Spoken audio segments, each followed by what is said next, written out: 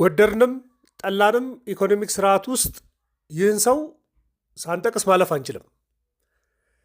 ዛሬ መንግስት ስለ ዋጋ ንረት፣ ስለ ገበያ፣ ስለ ኢኮኖሚክስ ትምህርት፣ ስለ ኢኮኖሚ ነፃነት፣ ስለ ገንዘብ፣ ስለ ብሔራዊ ባንክ ስርዓት መንግስት እንዴት ማሰብ እንዳለበት ስላስተማረ ሰው ዛሬ እናወራለን።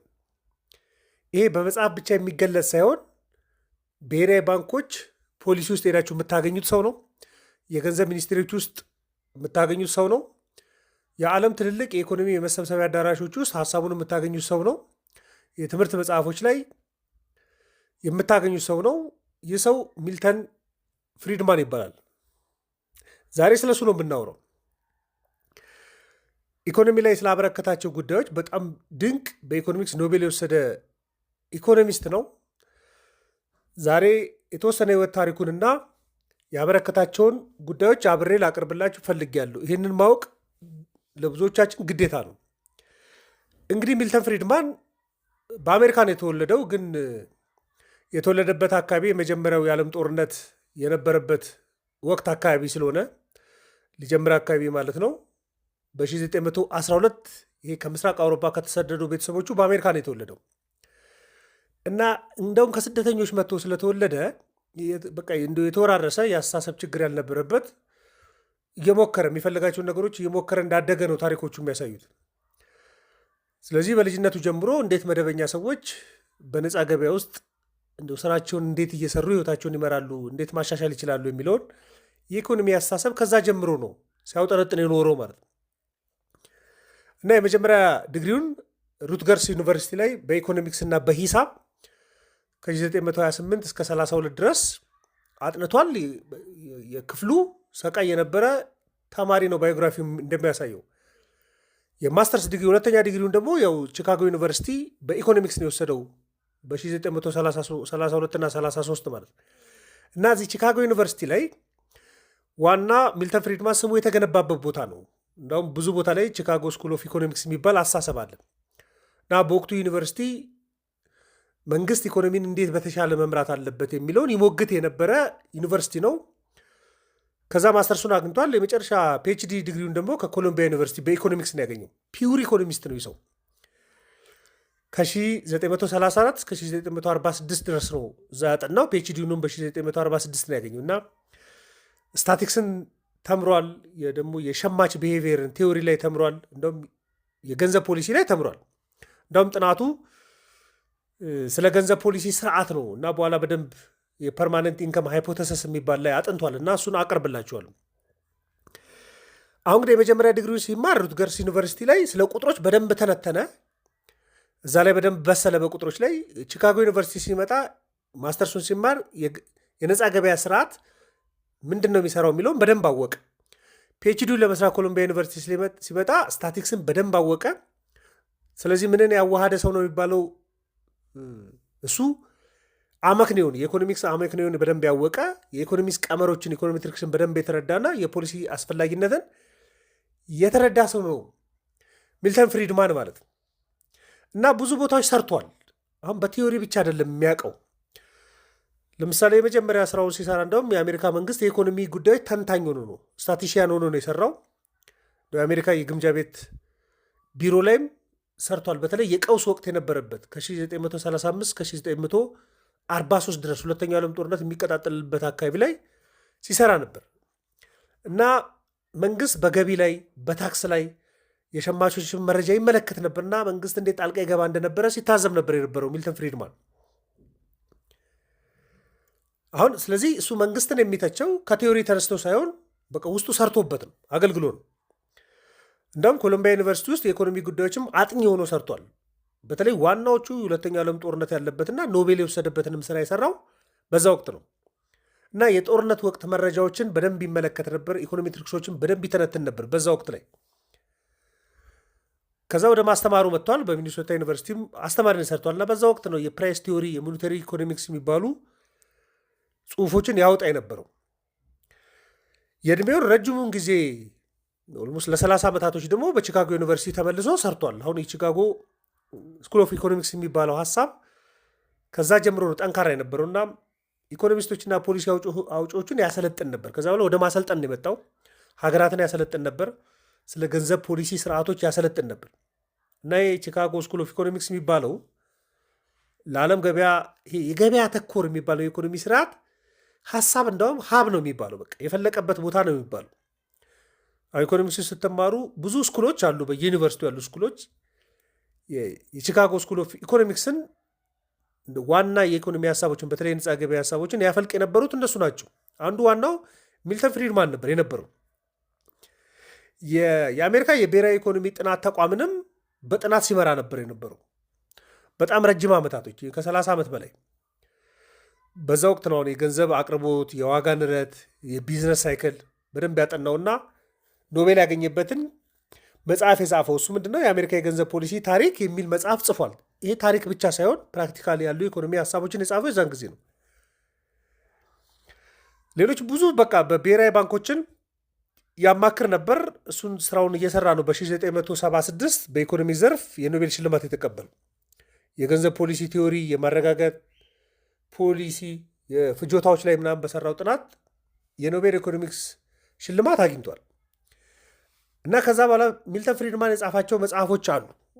ዋና ኢኮኖሚክስ ውስጥ የሰራቸውን ስራዎች አቀርብላችኋለሁ። ግን መጽሐፎች ጽፏል። እንዲያውም ብዙ መጽሐፍ የጻፈ አይደለም። እሱ በምንድን ነው የሚታወቀው? ከመጽሐፍ ይልቅ ለፐብሊክ በመናገር መድረኮች ላይ በመናገር ሀሳቡን የሚታወቅ ሰው ነው።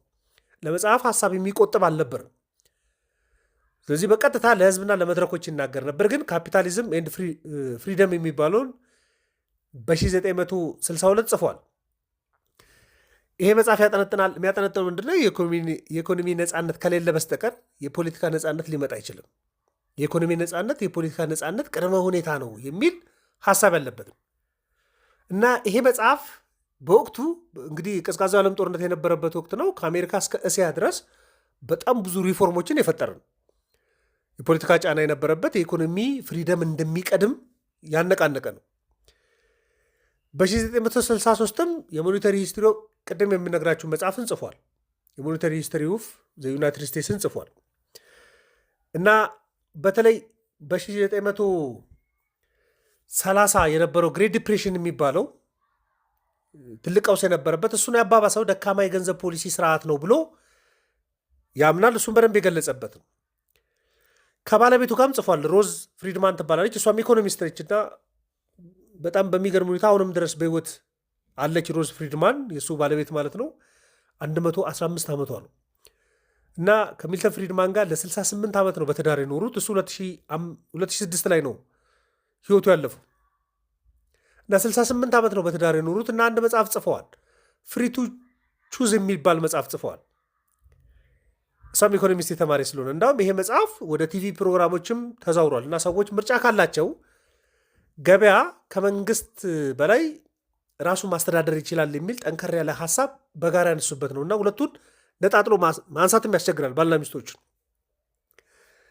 እና ሚልተን ፍሪድማን እንደዚህ ነው የመጣው እና ያበረከታቸውን ዋና ዋና የሚባሉ ኢኮኖሚ ሀሳቦች ልንገራቸው። የመጀመሪያው ይሄ የገንዘብ ፖሊሲን በደንብ የቀረጸው እሱ ነው። ሞኔታሪዝም የሚባለውን ሀሳብ ምን ብሎ ያምናል? እሱ ለኢኮኖሚ ቀውስ ከገበያ መውደቅ በላይ ይሄ ገበያ የማርኬት ፌለሪቲ በላይ የሚጎዳው የገንዘብ አቅርቦት ስርዓት አመራር ነው። ለምሳሌ ብሔራዊ ባንክ የሚሰራው ማለት ነው። ሌላ ሩቅ ቦታ ትሄዱ፣ ብሔራዊ ባንክ የሚሰራው ስራ ችግር ከገጠመው ዋጋ ንረት በጣም በከፍተኛ ማደግ ይችላል። ምንም ማርኬት ፌለሪቲ አቅርቦትና ፍላጎት እኩል አይደሉም የሚለው ሰበብ ብንተወው እንኳን የገንዘብ ፖሊሲው ብቻ አፌክት እንደሚያደርግ ብዙ ጥናቶችን ሰርቷል። በተለይ የደካማ የገንዘብ ፖሊሲ ስርዓት ካለ ኢኮኖሚ እንደሚያወድመው፣ በተለይ ደግሞ ብሔራዊ ባንክ ሲወድቅ ጠቅላላ ኢኮኖሚ ዋጋ እንደሚከፍል ማለት ነው።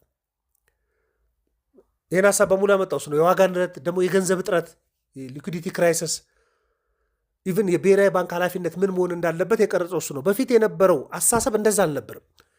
እንደውም ከፍሪድማን በፊት የሚታሰበው ዋጋ ንረት ይመጣል የሚባለው በስግብግብ ነጋዴዎች አንዳንዴ አሁንም ሲጠቀስ ሰማላቸው እጥረት በመኖሩ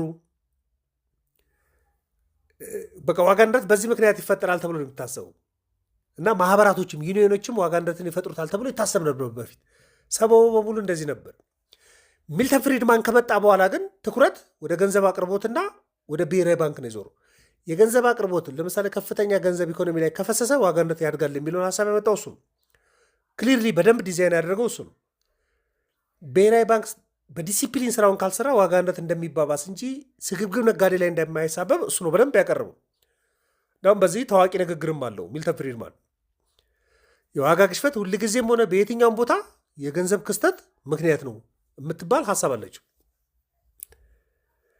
ስለዚህ የገንዘብ አቅርቦት መብዛት ዋና የዋጋ ንረት ምክንያት መሆኑን ያምናል። አሁን እንኳን ብሔራዊ ባንክ የዛሬ ሳምንት በእነዚህ ቀናቶች የሚወስነውን ውሳኔ ከተመለከታችሁ ጥብቅ የሆነ የገንዘብ ፖሊሲ በመከተል የዋጋ ንረት ቀነስኩ የሚለው እኮ ከሚልተን ፍሪድማን ሀሳብ በኋላ የመጣ ነው። በፊት ነጋዴ ማባረር ነበር ጉዳዩ የነበረው። አሁን የዋጋ ንረት መከላከል የምታዩቸው የብሔራዊ ባንክ ላይ ያለው በሙሉ የፍሪድማን ሌጋሲ ነው እና እሱ እንዳው የሚለው ምንድን ነው? ፊስካል ፖሊሲ ላይ ብዙም አትመኩ። በቃ ገቢዎች ላይ ባለ ስራ ዋጋ ንረት ይቀንሳል ብላችሁ አትጠብቁ። ገንዘብ ሚኒስቴር በሚሰራው ስራ ዋጋ ንረት ይቀንሳል ብላችሁ አትጠብቁ። ዋናው ምንጭ ያለው ብሔራዊ ባንክ ላይ ነው የሚለውን ለዓለም ያሳውቀው እሱ ነው እና ማክሮ ኢኮኖሚ በገንዘብ ፖሊሲ ስርዓቱ ምክንያት እንደሚናጋ አቅርቧል። ዘመናዊ የሚባለውን የብሔራዊ ባንክ ስርዓት በሙሉ ዲዛይን ያደርገው እሱ ነው።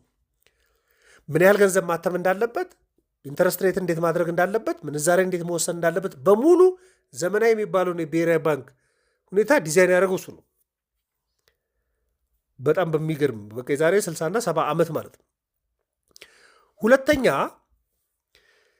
ይህ የፐርማነንት ኢንካም ሃይፖቴሲስ የሚባል ነገር አለ። የቋሚ ገቢ ሁኔታዎች ላይ ነው ሰዎች የሚተማመኑት።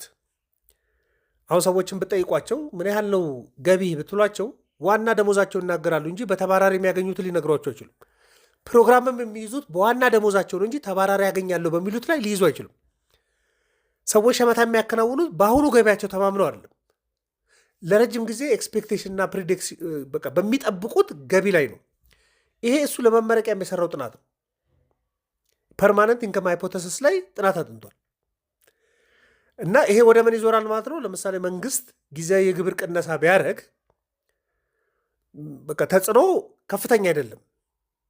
በቃ በጊዜያዊነት ለሆኑ ሰዎች የግብር ቅነሳ ቢደረግላቸው የሚኖሩ ጠቅላላ ሸመታቸው ላይ የሚኖረው ተጽዕኖ ደካማ ነው የሚል ሀሳብ በሙሉ ያመጣው እሱ ነው። የገንዘብ እድገትን የሚወሰነው እሱ ነው። ኬ% ሩል ይባላል። ይሄ አሁን ገንዘብ ዝም ብሎ ሊታተም አይችልም። ይሄን ቀመር ያስቀምጠው ሚልተን ፍሪድማን ነው። በሚገርማችሁ ሁኔታ ምን አለ እሱ? ገንዘብ ማደግ ያለበት በዘፈቀደ ሳይሆን በቋሚና በሚገመት መጠን መሆን አለበት ብሎ ኬ% ሩል አውጥቷል። ጠቅላላ ሀገራዊ ምርት ጂዲፒ የሚባለው ከሚያድግበት በየዓመቱ በ3 እስከ 5% ድረስ ብቻ ነው ፕሪንት መደረግ ያለበት። ጠቅላላ ሀገራዊ ምርት ከሚያድግበት መጠን ጠቅላላ ሀገራዊ ምርት በገንዘብ ነው የሚያድገው። የሚያድግበት መጠን ላይ ከ3 እስከ 5% ብቻ ፕሪንት መደረግ አለበት። እንደሱ ካልሆነ ኢኮኖሚ ጤነኛ መሆን አይችልም ብሎ የገንዘብ እድገትን የወሰነው እሱ ነው። ሌሎችም አሉ። የተፈጥሯዊ ስራ አጥነትም ጉዳይ ላይ ብዙ ሰርቷል። እንደው የፊሊፕ ከርቭም ሲባል ሰምታችሁ ሊሆን ይችላል። ዋጋ ንረት ሲያድግ ስራ አጥነት እየቀነሰ ሊመጣ ይችላል። ዋጋ ንረት ሲኖር አምራቾች በጣም ስለሚበረታቱ ብዙ ሰራተኛ ይቀጥራሉ። የዛን ጊዜ ዋጋ ንረት እየቀነሰ ሊመጣ ይችላል። ግን ይሄ ጤነኛ አካሄድ አይደለም የሚል ሀሳብ ሚልተን ፍሪድማን ይሄንን በደንብ በስትራክቸር አስቀምጧል። የመንግስት ጣልቃ ገብነት በዋናነት የታገለው የቺካጎ ዩኒቨርሲቲ ጀምሮ የታገለው ምንድነው? የመንግስት ጣልቃ ገብነትን መቀነስ። ይሄ ከአዳም ስሚዝ ጀምሮ የመጣ ሀሳብ ነው። ከ250 ዓመት በኋላም የመጣ ነው። ግን በደንብ ያጠናክረው እሱ ነው። እንዳውም በጣም የተለመደ ንግግር አለው። የመንግስት መፍትሄ ከችግሩ በላይ ይጎዳል። መንግስት መፍትሄ ብሎ የሚያመጣው ነገር ለተፈጠረው ችግር እንዳውም የባሰ ነው የሚል ሀሳብ አለው። በጣም ፌመስ ንግግሩ ነው ይሄ። ምክንያቱም የሚያምነው ሚልተን ፍሪድማን ምን ብሎ ነው? የግለሰብ ነፃነት ካለ የኢኮኖሚ ነፃነት ሊኖር ይችላል። ምክንያቱም የፖለቲካ ነፃነት ከኢኮኖሚ ነፃነት ውጪ ሊዘልቅ አይችልም፣ ኤግዚስት ሊያደርግ አይችልም። ስለዚህ የመንግስት ሚና መሆን ያለበት ሌላ ነው። በተለይ ደግሞ መንግስት ፊስካል ፖሊሲ ላይ ከሆነ የሚጠነክረው ፊስካል ፖሊሲ አሁን ቅድም ገቢዎች ገንዘብ ሚኒስቴር ምላችሁ በጣም የሚዘገይ ነው። የእነሱ እርምጃ በጣም የሚዘገይ ነው። ደግሞ በተለይ ፖለቲካል እርምጃ አለው። አሁን በጀት ፖለቲካ ነው። ፖለቲካል የመሆን ባህሪ ያለው ፊስካሉ ማለት ነው። በጊዜ የማይወሰድ ነው እና ደካማ ነው። ነገር ግን የገንዘብ ፖሊሲ በተለይ ብሔራዊ ባንክ ላይ የሚሰሩ ስራዎች በሙሉ ውጤታማና ፈጣን ናቸው። ይሄ ሀሳብ የሚገርማቸው አሁንም ድረስ የዓለም ክርክር ነው። ከፊስካል ፖሊሲ ወደ ምን ዙሩ የሚል ማለት ነው። ወደ ሞኔቴሪ ፖሊሲ ስርዓት ዙሩ የሚለውን ሀሳብ በሙሉ ያመጣው እሱ ነው። አሁን ካያችሁ ብሔራዊ ባንክ የሚያወጣት መግለጫ ላይ ሁላችሁም ጆሯችሁ እዛ ነው አይደለም? ከገንዘብ ሚኒስቴር ፖሊሲ በላይ የብሔራዊ ባንክ ፖሊሲ እኮ አሁን በጣም የሚያስፈራው። በትክክለኛውም እንደሱ ነው። ምክንያቱም ገንዘብ ሚኒስቴር ፊስካል ፖሊሲ ነው የሚመራው፣ ግን ብሔራዊ ባንክ የሚያወጣው ግን ሞኔታሪ ፖሊሲው በጣም ጠንካራና ተጽዕኖ ያለው ነው። ይህም በሙሉ ሚልተን ፍሪድማን ነው ያመጣው። ስለዚህ የመንግስት ሚናን ክሊር ላይ ያስቀምጧል። በቃ መንግስት ማድረግ ያለበት ህግ ማስከበር ነው፣ የቅጂ መብቶችን መጠበቅ ነው፣ በተለይ አምራቾች ላይ የፓተንት ራይቶችን መጠበቅ ነው እና የገንዘብ ፖሊሲውን ደግሞ ማረጋጋት ነው። እና መንግስት በፍጹም ቢዝነስ ማስተዳደር የለበትም፣ ዋጋ ገብቶ መተመንም የለበትም፣ ደግሞ በጣም ደግሞ ገበያ መቆጣጠርም የለበትም፣ ሀይሊ ሬጉሌት ማድረግ የለበትም። ገበያ ውስጥ ብዙ ይታያል፣ ኢትዮጵያን ብሔራዊ ባንኩን ጨምራችሁ እና ነፃ ገበያ ከብሔራዊ ባንክና ከማዕከላዊ ባንክ ቁጥጥር ከመንግስት ቁጥጥር በላይ በቃ የተሻለ በራሱ ይሰራል። ነፃ ገበያ የሚለቀቅ ከሆነ ገበያው በራሱ ራሱን አጀስት ማድረግ ይችላል የሚለውን በደንብ ለዓለም ኢኮኖሚ የሰጠው እሱ ነው። እንደ ሚልተን ፍሪድማን የሚያምነው ምንድን ነው? ገበያ በፈቃደኝነት ላይ ከተመሰረተ፣ ለምሳሌ ገዢና ሻጭ ራሳቸው በፍላጎታቸው የሚለዋወጡ ከሆነ፣ አምራቾች መካከል ጤነኛ የሆነ ውድድር ካለ፣ በቃ ዋጋን የሚወስኑ ትዕዛዞች የማይኖሩ ከሆነ ከቢሮክራሲ ገበያው ላይ ከሚኖር ቢሮክራሲ በላይ ፐርፌክትሊ ሊሰራ ይችላል የሚል አሳባል። ይህ አሳሰብ ቀላል አሳሰብ አይደለም። ባይዘው በዓለም ላይ ብዙ አሳሰቦችን ለውጧል። ምክንያቱም ጥሩ ታይም ነው እሱ የነበረው። ሚልተን ፍሪድማን በጣም ሲግኒፊካንት የሚባል ሰው ነው ለዓለም። ይህ አሳሰቡ ፕራይቬታይዜሽንን በጣም ለውጧል። ሬጉሌሽን ቁጥጥርን ወደ ሬጉሌሽን ያመጣው እሱ ነው። ቁጥጥር የላላ እንዲሆን ለገበያ ነፃነት እንዲሰጥ ያደረገው እሱ ነው። የንግድ ሊበራላይዜሽንን በጣም በዓለም አቀፍ ደረጃ እንዲሰራጭ ያደረገው እሱ ነው። ከዚህ ሀሳቡ በመነሳት ማለት ነው ሎጂካሊ ነው የመረመረው ይህንን ጉዳይ። ሎጂካሊ ነው ኮንቪንስ ያደረገው ደግሞ ያስፈጸመው። የምንዛሬ ሁኔታ ላይም ስራዎቹ በሙሉ የሱ ናቸው። የፍሎቲንግ ኤክስቼንጅ ሬትን መከተል በጣም አስፈላጊ ነው። ምንዛሬን በተቆጣጠር ነው ልክ መወሰን በጀመረን ልክ አደገኛ ነው የሚል ሀሳብ በደንብ አጠንጥኗል። አሁን ኢትዮጵያ 1 ዓመት ሞልቷታል ወደ ፍሎቲንግ ከመጣች ማለት። ይሄ ለዓለም ኢኮኖሚ ያስተማረው እሱ ነው። ያተገባበር ጉዳይ እንጂ የፖሊሲ ፕሮብሌም አይደለም ፍሎቲንግ። በነገራችን ላይ ብዙ ሰዎች ፍሎቲንግ ሲባል በቃ ዲፕሪሺዬሽንና ችግር እንደሆነ ነው ጭንቅላታቸው ውስጥ የሚመጣው። ነገር ግን አተገባበር ነው። ፍሎት እያደረጉ የዓለምን ኢኮኖሚ የሚመሩ ሀገራቶች እንዳሉ እንዳትረሱ። ስለ ብሔራዊ ባንክም ገለልተኝነትም አሁን አይኤምኤፍ የሚያዘው ማለት በቃ መሆን አለበት እያለ የሚያዘው በሙሉ የብሔራዊ ባንክ ገለልተኝነትን ክሊር ያስቀምጧል እሱ። በተለይ ብሔራዊ ባንክ የፖለቲካ ጣልቃ ገብነት ካለው የገንዘብ ፖሊሲ ከፖለቲካ ነፃ ካልሆነ በስተቀር ክሬዲብል ሊሆን አይችልም። በቃ የሚታመን ሊሆን አይችልም። እና ታማኝነት ከብሔራዊ ባንክ አንዳንድ አክሽኖች በላይ ሊጠቅሙ ይችላሉ። ስለዚህ ብሔራዊ ባንክ ታማኝ ካልሆነ በስተቀር ገበያውን በታማኝነት መምራት አይችልም ገለልተኛ ካልሆነ በስተቀር የሚል አሁንም አይኤምኤፍ የኢትዮጵያ መንግስትን ብሔራዊ ባንክን በተወሰነ መልኩ ገለልተኛ አድርግ ኢንዲፔንደንት እንዲሁ ፍቀድ የሚል ክርክር ሲነሳ ትመለከታላችሁ። ይሄ በሙሉ የሚልተን ፍሪድማን ሀሳብ ነው እና በጣም የሚሞገሰው ምንድን ነው? እሱ ኢኮኖሚክስን የህዝብ ጉዳይ ያደረገ ነው። በቃ ትልልቅ የፖሊሲና የቢሮ ጉዳይ ብቻ ሳይሆን የፐብሊክ ጉዳይ ነው፣ የህዝብ ጉዳይ ነው እያለ በየመድረኩ የተሟገተ የተከራከረ ነው እና ኢኮኖሚክስን አቅልሎ ያቀረበ ለዓለም በመጽሐፍ ብቻ ሳይሆን በቲቪ በንግግሮች በመድረኮች በደንብ ያቀረበ ነው እና ኢኮኖሚ የፖሊሲ ዲስከሽን ላይ ያደረሰ የሚባልተው ሚልተን ፍሪድማን ነው። ከሮዝ ፍሪድማን ከባለቤቱ ጨምራችሁ ማለት ነው። ይሄን ድንቅ ኢኮኖሚስት በተወሰነ መልኩ ደግሞ የሚተችባቸው አንዳንድ ሀሳቦች አሉ። እንደ መተቸት እንኳን ሳይሆን የእሱን ኳሊቲ የሚቀንሱ ሳይሆኑ ግን በቃ ከፍተኛ የሆነ የነፃ ገበያ አቀንቃይ ነው የሚል ሀሳብ ይነሳበታል በተወሰነ መልኩ። እንደውም አንዳንዴ መንግስታትና ብሔራዊ ባንኮችን ይመክራልና ሲመክር ደካማ ተቋማዊ ስርዓት እንኳን እያላቸው ኢንስቲቱሽናቸው ደካማ እንኳን ሆኖ ደካማ መንግስታትን ይመክራል። እንደ ትችት ላይሆን ይችላል፣ ግን ኢንስቲቱሽን ከሌለ ምክር የትም ላይ ሰራ ግን ምክር ይሰጣል ተብሎ ሀሳብ ይነሳበታል። ነፃ ገበያ ቢልም የመንግስት ጣልቃ ገብነት መኖር የለበትም ብሎ ስለሚያጠነጥን ይሄ እንደ ሶሻል ድጋፍ እንደ ሴፍቲኔት እንደዚህ አይነት ፕሮግራሞችን በጣም ብዙ አያቀነቅንም እና ዋጋ እንደሌላቸው በተወሰነ መልኩ ያስባል። ይሄ እንደ ድክመት የሚቆጠር ነው። ግን ቅድም ነገራችሁ በሙሉ አሁን የምትመለከቷቸው በዓለም ላይ ያሉ እንቅስቃሴዎች በሙሉ ዲዛይን ያደረገው የቀረጸው በኢኮኖሚክስ የኖቤል ሽልማት የወሰደው በጣም ድንቅ ኢኮኖሚስት ነው ሚልተን ፍሪድማን። ዛሬ ስለሱ ስለነገርኳችሁ ደስ ብሎኛል። ማንኛውም ሀሳብ አስተያየት ካለ ደግሞ ልትልኩልኝ ትችላላችሁ። አመሰግናለሁ። መልካም ቀን።